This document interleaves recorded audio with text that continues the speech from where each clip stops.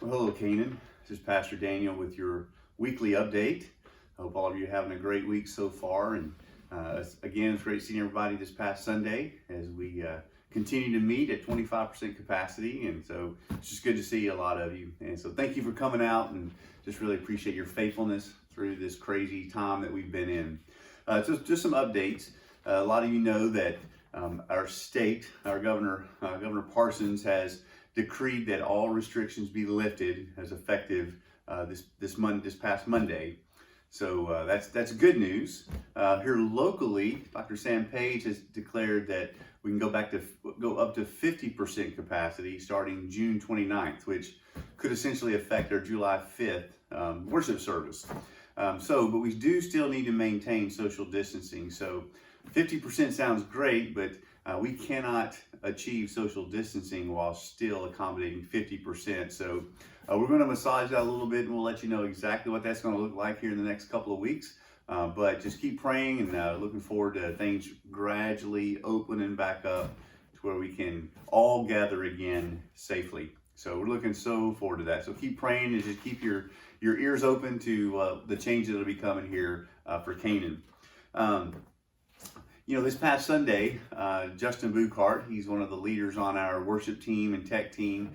He made a great announcement just, describing to our church family the opportunities we have at the tech ministry, how we have 28 active positions and we have 16 members of the tech team. So love to have at least 12 more volunteers to serve in this great ministry. We've already had a couple after Sunday, so thank you to those of you who did sign up to volunteer. It's an incredible ministry. It's so important, and right now, especially right now, when we're trying to do live stream, and there's just a lot of tech things that have to happen every single Sunday to make a reality what we do. So thank you those that have volunteered.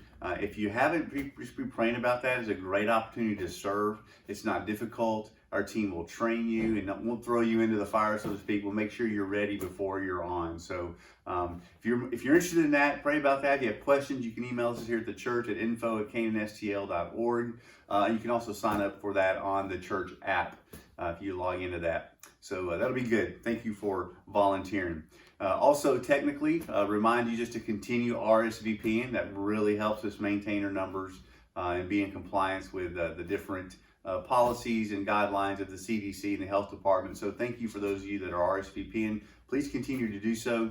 We're filling up the worship center every week, and we have quite a few in the gym, but we have more room. So if you've been kind of hesitant, not sure if there's room for you, you can always come. We will make room for you in the gym. So if you don't RSVP, that doesn't mean you can't come. It just means you might not be able to sit in the worship center.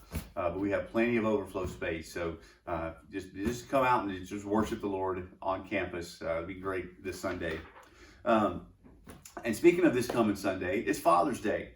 So hopefully you are getting ready to celebrate your dads, the husbands, grandfathers, just all the incredible men in your lives. I know this Wednesday we are having a special Facebook Live with some of the pastors and pastor kids.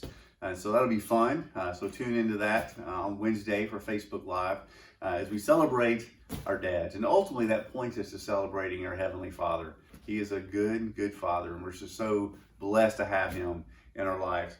Also a quick reminder about giving. You're doing great. Thank you for your faithfulness. Just continue to remind you the 4 ways to give. First is physically, whether it's at the worship service, mailing it in, or dropping it off in the mail slot. Secondly is through our website, canaanstl.org. There's a give button there. And also through our church app, you can give. And then finally, text to give.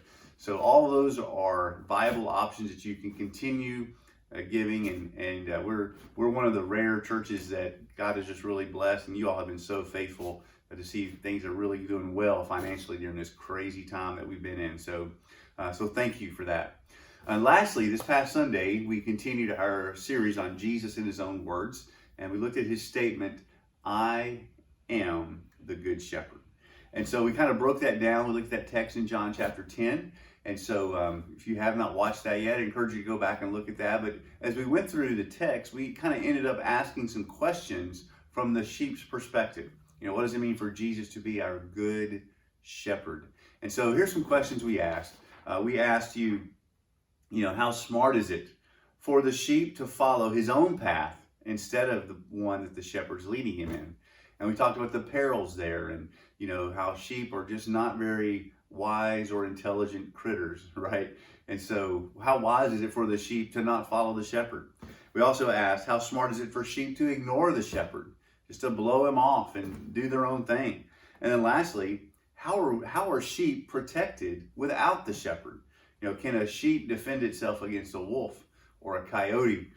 So these are practical questions, but if we look into the metaphor Jesus gives us, where he's the good shepherd and we're the sheep, it leads us to some good spiritual questions.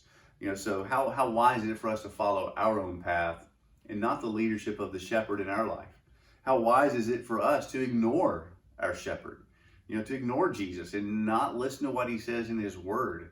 And how wise is it? How are we protected if we don't have the shepherd in our life? So these kind of questions, this metaphor is so helpful in moving us in a direction of better understanding our relationship with Jesus. Because Christianity is a relationship. It's not a list of do's and don'ts. It's a relationship with our shepherd, and we're his sheep. And as Jesus says so clearly in this passage, he is the good shepherd. He knows his sheep, and his sheep know his voice. It's relationship. So how is your relationship going with the good shepherd?